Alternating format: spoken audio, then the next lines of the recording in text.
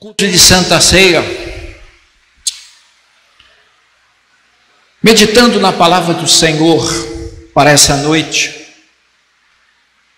Deus me levou a olhar para um texto que se encontra no livro de Efésios, capítulo 3, verso número 14. Diz assim a palavra de Deus: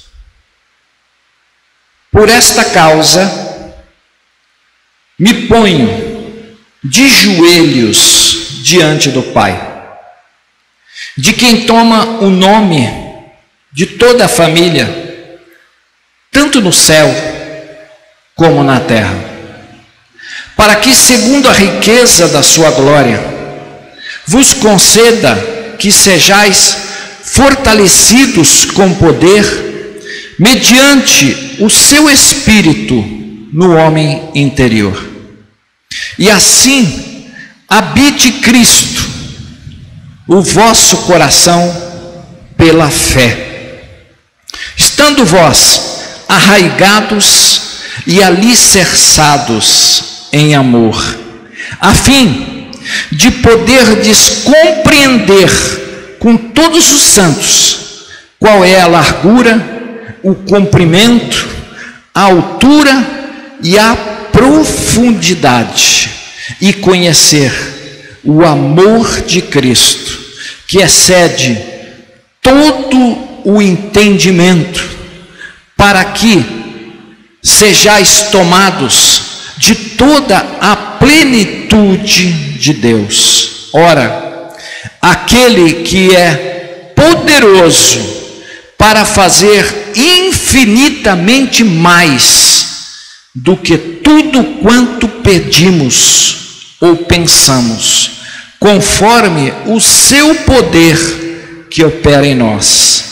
A Ele seja a glória na igreja em Cristo Jesus, por todas as gerações e para todo sempre. Amém. Amém. Glória a Deus por isso. Eu gostaria de estar trazendo para você, nessa noite, o tema dessa mensagem, a minha oração para esse ano. Esse é o tema dessa mensagem nessa noite. Baixe sua fronte. Paizinho querido,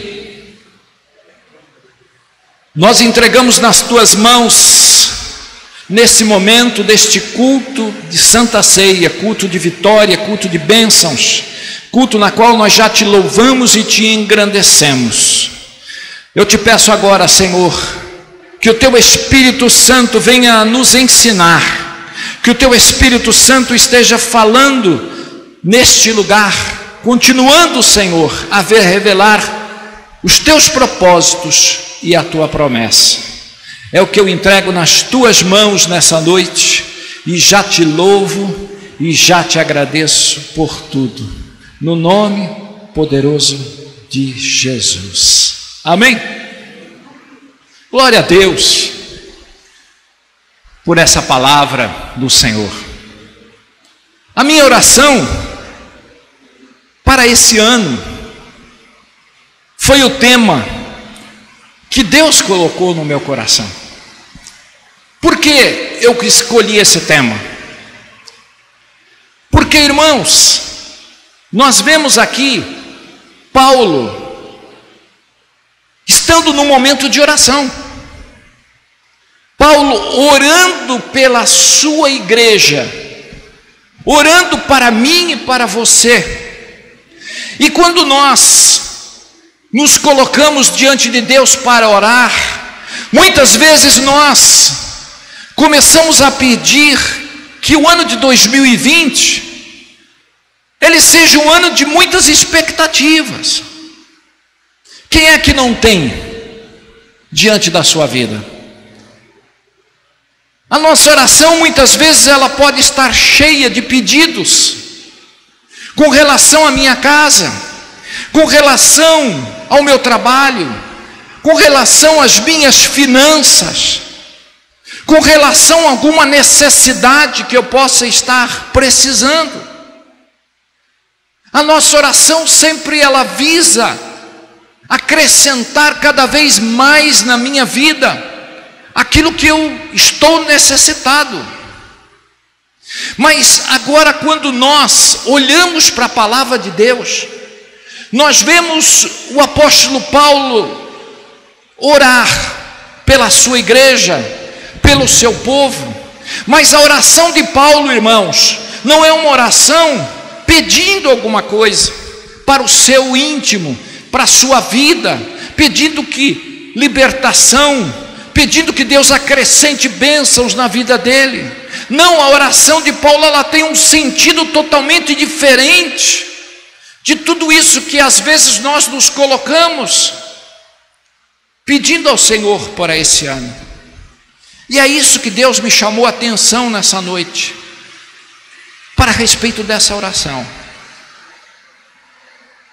O interessante é que Paulo, quando ele faz essa oração, irmãos, Paulo estava preso. Mas a prisão de Paulo não impediu que ele falasse à sua igreja, que ele revelasse à sua igreja aquilo que estava no coração dele. Quando eu olho para essa oração, eu vejo que é uma oração muito importante. É uma oração que traz algo para a minha vida e para você, muito especial nesses dias. A primeira coisa, quando eu olho para essa palavra e eu começo a enxergar, é que Paulo fala no verso 14, para que nós sejamos fortalecidos com o poder. Irmãos, nunca, diante dos dias em que nós estamos vivendo, nós muitas vezes não paramos para pensar da urgência daquilo que nós necessitamos intimamente dentro da nossa vida. Porque Paulo consegue enxergar que a grande necessidade espiritual do homem não é o que está dentro do seu exterior, mas a grande necessidade do homem, do cristão, é o que está intimamente dentro da sua própria vida.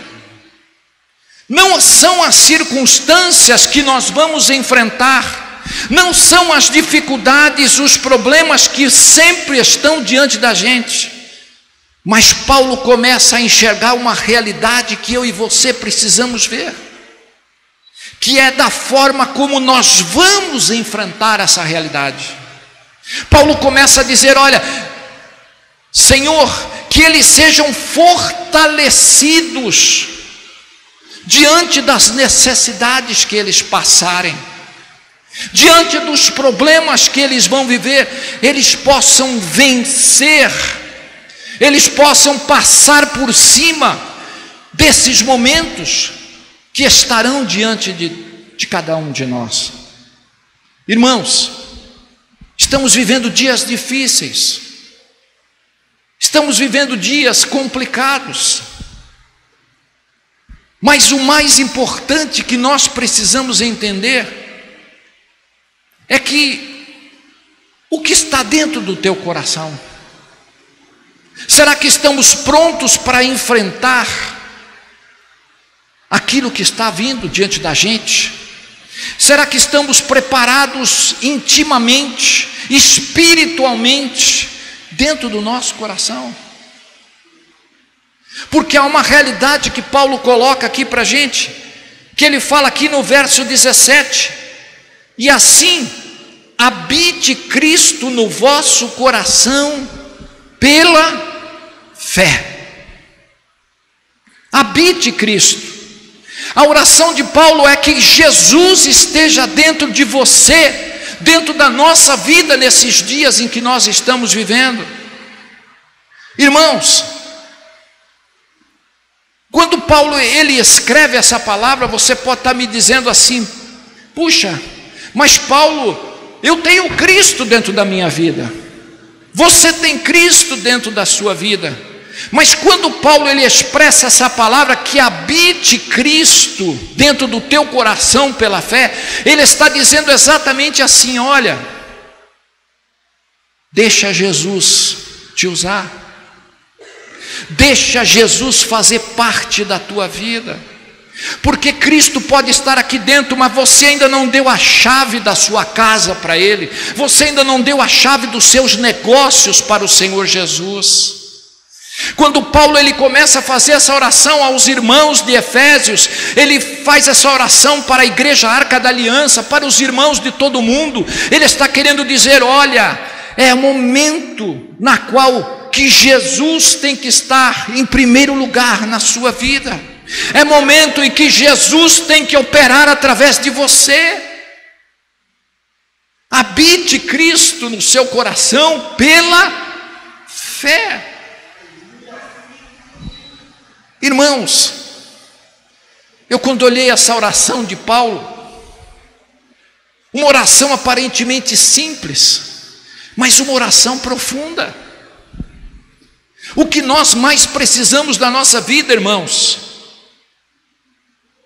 não é que nós abrimos o nosso coração para Jesus, porque nós já abrimos. Todos aqui pelo menos já abriram o coração para Jesus. Mas é Jesus operar dentro de você.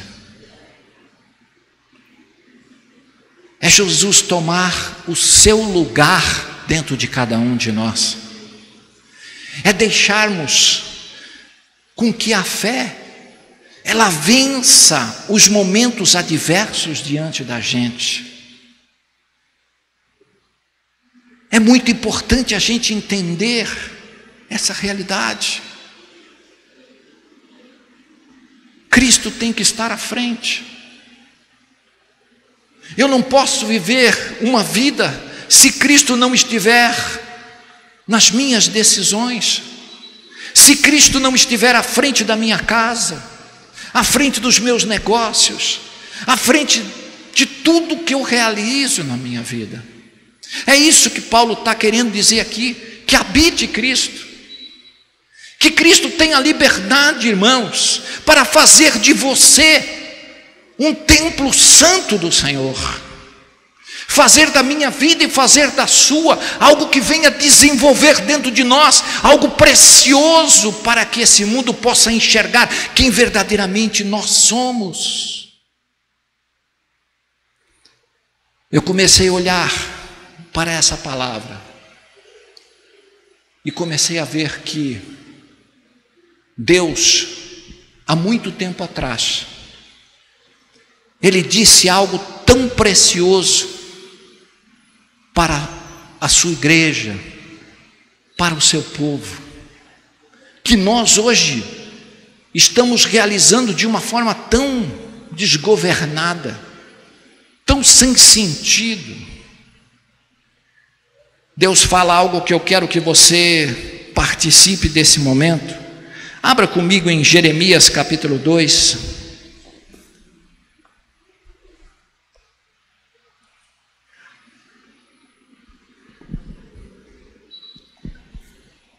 Jeremias capítulo 2, verso 12. Verso 13, desculpe, verso 13. Jeremias 2, 13.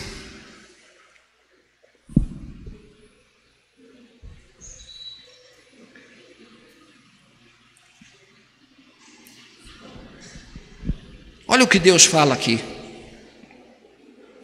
Porque dois males cometeu o meu povo. A mim me deixaram um manancial de águas vivas e cavaram cisternas rotas que não retêm as águas. Olha o que Deus falou para um povo de Israel daquele tempo. Essa palavra é muito real para os nossos dias de hoje. Porque Deus está falando que o seu povo deixou a sua presença e começou a criar, a construir cisternas perto dele. Deus está fazendo aqui uma analogia a respeito daquele tempo, porque o povo já não estava buscando o manancial, o Deus da fonte, não é? Você se lembra quando Jesus encontrou a mulher samaritana, e Jesus, ele começa a dizer que a mulher samaritana, que estava junto à fonte, que se ela viesse buscar ali a água, ela continuaria tendo sede, mas se ela fosse à fonte que é Jesus, ela nunca mais teria sede. Então Deus começa a dizer: olha, naquele tempo, irmãos, as pessoas não tinham água encanada que nem a gente tem hoje. As pessoas, elas tinham que ir onde? Elas tinham que ir nos poços, elas tinham que ir nos mananciais de água viva. E Deus começa a dizer para o povo, que o povo começava a fazer as cisternas rotas. Sabe o que é cisterna rota? Cisternas rotas são cisternas rachadas. Deus está dizendo: olha, povo meu, vocês estão buscando água em cisternas que estão rachadas. Vocês estão buscando água em lugares em que a água não é pura, em que a água não vai te abençoar.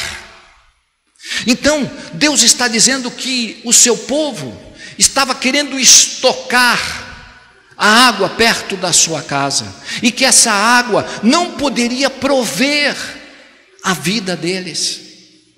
Eles tinham que ir à fonte, eles tinham que ir à presença do Senhor. Irmãos,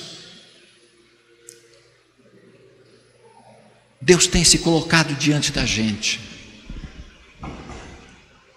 Habite Cristo dentro do nosso coração. O povo hoje está criando cisternas. Cisterna sabe de quê? De estoque espiritual. Você já viu estoque espiritual? Não existe. Sabe o que é isso? A pessoa que às vezes vem à casa do Senhor, vem uma vez, ou vem e falta muitos cultos, e acha que aquele culto foi o suficiente para ele estar totalmente cheio da sua presença. Eu não preciso mais. Mas o que Deus está querendo dizer é que nós precisamos ir à fonte todos os dias da nossa vida. Precisamos ir à presença do Senhor a cada dia da nossa vida, irmãos. Obrigado, varão. Porque Ele é a fonte que nós precisamos. Ele é tudo aquilo que eu preciso. E quando nós deixamos de buscar a presença de Deus, nós começamos a procurar substitutos, nós começamos a procurar e fazer cisternas que não vão trazer nenhum crescimento, nenhuma edificação espiritual para a nossa vida. Deus já enxergava há milhões de anos atrás, e deixou registrado para a gente ver,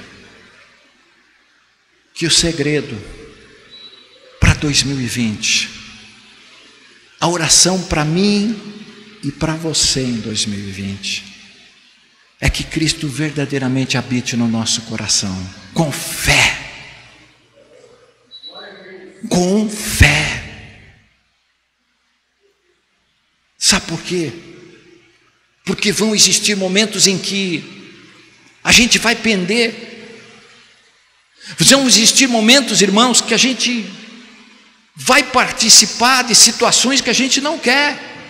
Mas é nessa hora que Cristo tem que estar fortalecido na minha vida para mim passar por cima. É nessa hora em que eu venço o dia mau, eu venço a palavra contrária, eu venço o momento adverso da minha vida. É nesse momento, irmãos, que eu saio vencedor diante do momento que estou vivendo, porque Cristo está habitando no meu coração. Amém? Vamos lá, Efésios 3, segunda parte integrante desta oração.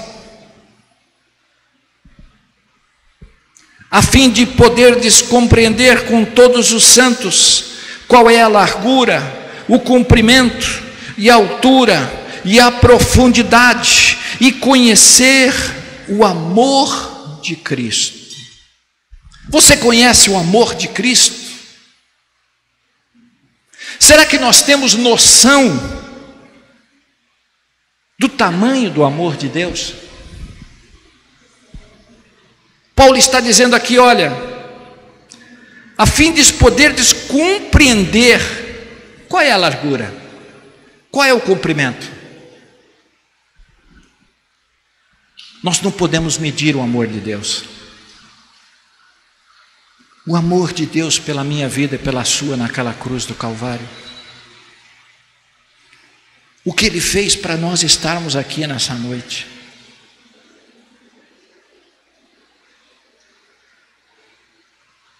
Muitas vezes, irmãos, nós temos o costume de medir a nossa vida com a vida do nosso irmão. Nós temos o costume de dizer, não, mas eu amo mais que o irmão X.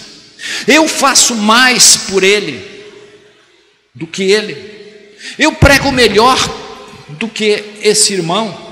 Não, Deus me usa mais. Não, eu sou um instrumento melhor do que aquele. Nós temos o costume de começar a comparar a minha vida com a vida do irmão, a vida do nosso próximo. Mas Paulo, ele diz uma coisa muito importante a respeito disso. Eu quero que você abra comigo em 1 Coríntios 13. Olha o que Paulo diz aqui. 1 Coríntios 13, verso 4. O amor é paciente, o amor é benigno, o amor não arde em ciúmes, não se orgulha, não se ensoberbece, não se conduz inconvenientemente, não procura os seus interesses, não se exaspera, não se ressente do mal, não se alegra com a injustiça, mas regozija-se com a verdade. Tudo sofre, tudo crê, tudo espera, tudo suporta. O amor jamais acaba, mas havendo profecias desaparecerão, havendo línguas cessarão, e havendo ciência passará. Que lindo! O amor de Deus. Às vezes a gente quer trazer o amor desse mundo. Não podemos comparar o que Jesus fez pela gente. Vivermos esse amor é o desafio para esse ano. É o desafio de nós nos colocarmos diante dele e sabermos que ele pagou um alto preço pela nossa vida, pela nossa vitória, pela nossa bênção. Uma certa vez, uma professora estava numa sala de aula com alguns alunos e diz que um aluno uma aluna chegou para a professora e disse: professora, a senhora poderia definir qual é o sentimento do amor? Então, diz que a professora chamou seus alunos e no horário do recreio falou para os seus alunos irem no pátio e ali no pátio pegasse alguma coisa que mostrasse o amor de Deus, depois trouxesse alguma coisa que representava o amor de Deus. E diz que aqueles alunos começaram a pegar algumas coisas, e quando chegaram, irmãos, na aula, a professora começou a chamar os seus alunos, e a primeira aluna que chegou começou a trazer algo importante. A primeira aluna, ela trouxe uma flor. Ela disse: olha, professora, olha como é bonita essa flor, olha como é linda, olha o colorido dela, professora. E a professora disse: muito bem. Aí pediu para a segunda trouxe uma borboleta. Olha aqui, professora, que borboleta linda, olha quantas cores ela tem aqui. E a professora disse: muito bem. Mas aí veio uma terceira aluna. E a terceira aluna, ela trouxe um passarinho que tinha caído do ninho, estava lá no chão. E essa terceira aluna disse: olha, professora, eu peguei esse passarinho porque ele caiu do ninho e trouxe aqui para mostrar como é bonito esse passarinho. E ali as crianças começaram todas a apresentar aquilo que estivesse diante delas, e faltou uma aluna que estava triste lá no fundo da classe, estava com vergonha, e disse que a professora chamou aquela aluna que estava envergonhada e começou a dizer: você não trouxe nada para mostrar, para representar o amor de Deus. Ela disse: professora, eu vi a flor e senti o perfume dela, mas preferi deixá-la lá. Professora, eu também vi a borboleta, mas ela estava tão alegre, tão feliz de estar voando, que eu não a quis pegar.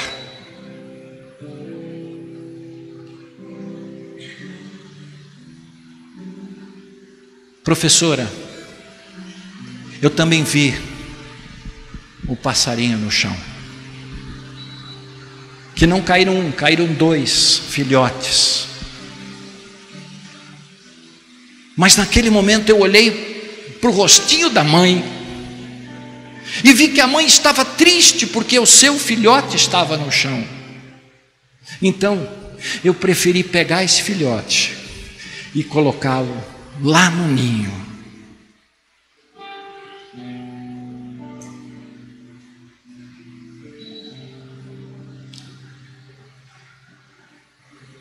Essa professora olhou para essa criança e falou: parabéns.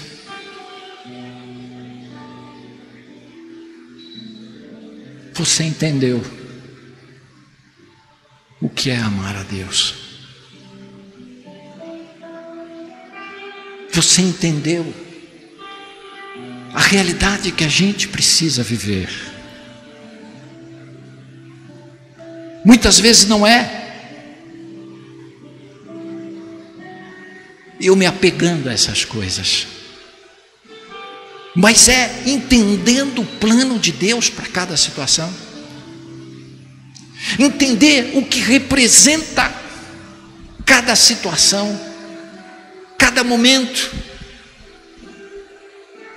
entender o que Deus colocou diante de você.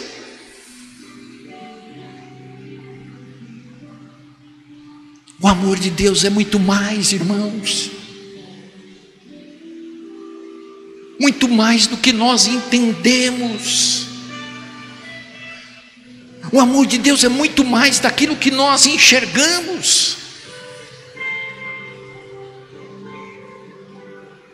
A Bíblia diz que Deus amou o mundo inteiro dando o seu Filho. Você já parou para pensar nisso? Você seria capaz de dar o seu Filho pelo seu mundo?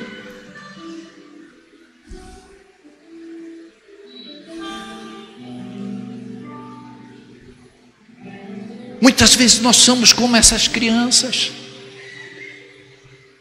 Muitas vezes queremos mostrar alguma coisa para as pessoas que estão perto da gente. Muitas vezes a gente quer mostrar, olha o que eu consegui, olha o que eu fiz, olha o que eu conquistei.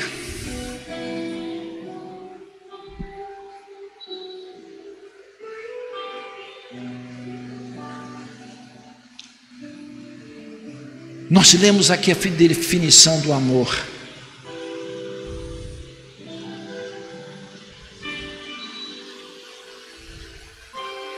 O amor não arde em ciúmes. Não procura ser melhor do que ninguém. O amor não se regozija com as coisas desse mundo, mas regozija-se com a verdade. A verdade no nosso coração.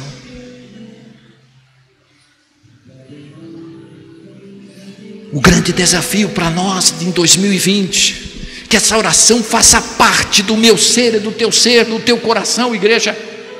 A grande realidade que nós precisamos viver esse amor, mas não esse amor que o mundo nos mostra, mas o amor de Cristo pela nossa vida e pelos irmãos. Porque é isso que vai prevalecer. Vai sumir tudo, vai desaparecer as línguas, as profecias, mas o amor vai prevalecer.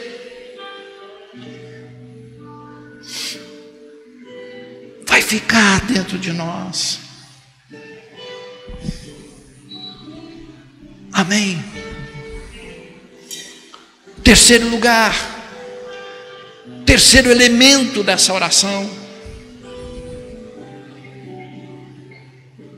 Paulo fala aqui no verso número 20, aquele que é poderoso para fazer infinitamente mais do que tudo quanto pedimos ou pensamos, conforme o seu poder que opera em nós.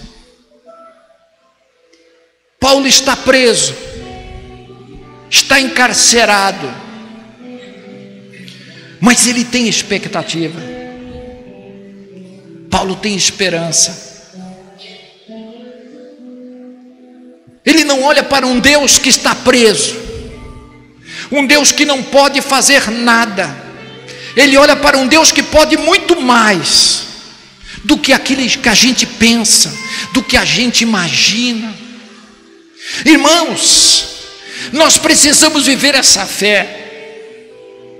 Precisamos viver essa esperança dentro do nosso coração. Os meus olhos podem não estar vendo, mas Deus sabe o que Ele tem para a minha vida e para a sua. Deus sabe que Ele pode fazer muito mais do que você imagina, do que você pode pensar dentro de você.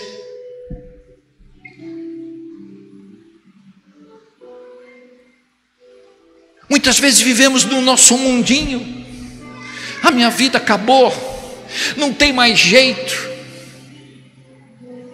Agora é só esperar o dia da volta de Cristo. Irmãos, nós precisamos começar a tirar esses rótulos que foram colocados na gente. Eu não estou aqui querendo dizer algo a respeito de prosperidade, não.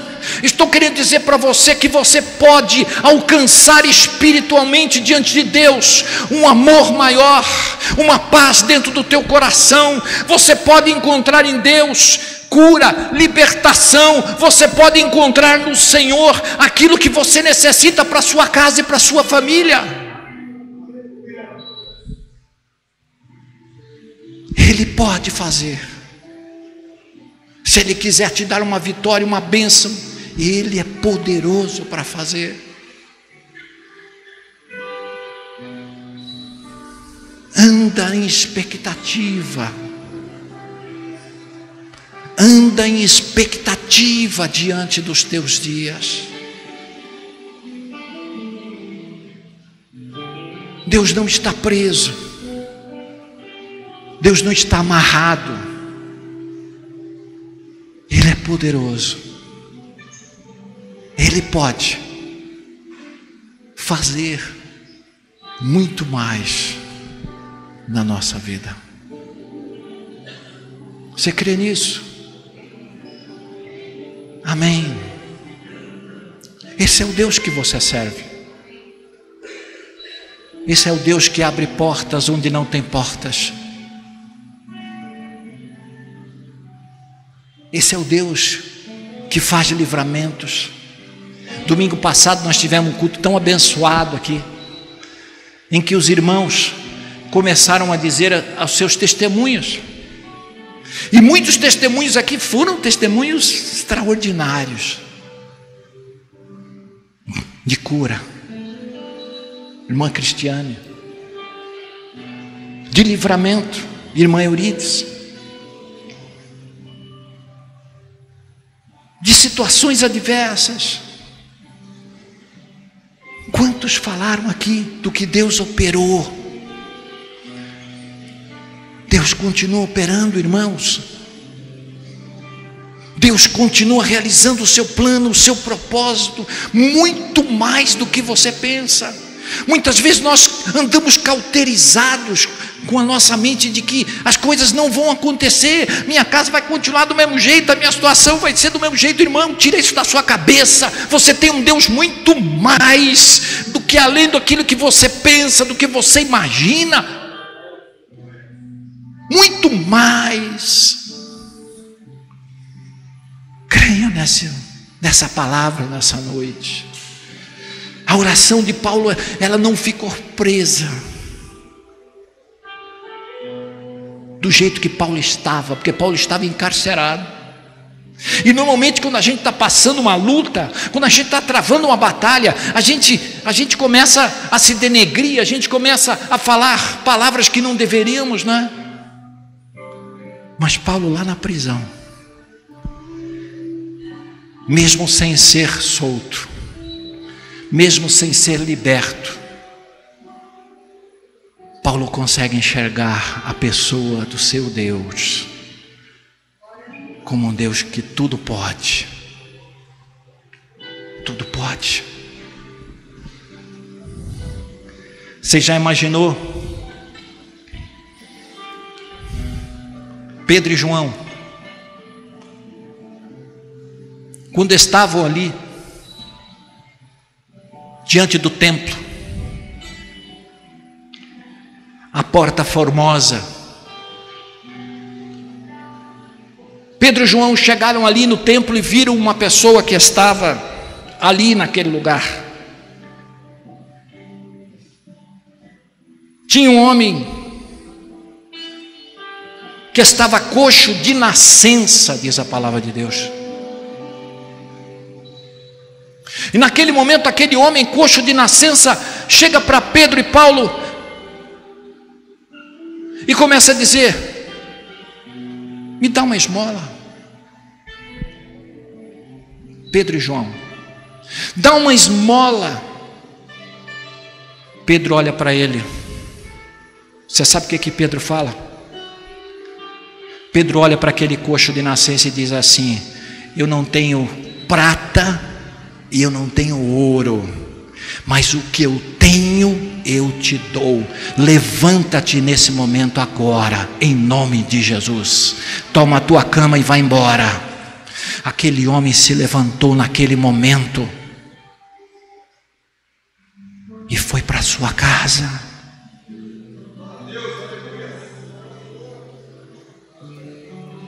É isso que Deus quer na minha vida e da sua, irmãos. Ousadia. Ousadia diante dos momentos.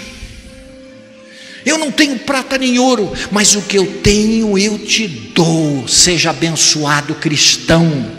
Seja abençoado, igreja. Sendo abençoado, irmãos, nesse ano de 2020. Ousadia. Seja curado, seja liberto, seja cheio do poder de Deus.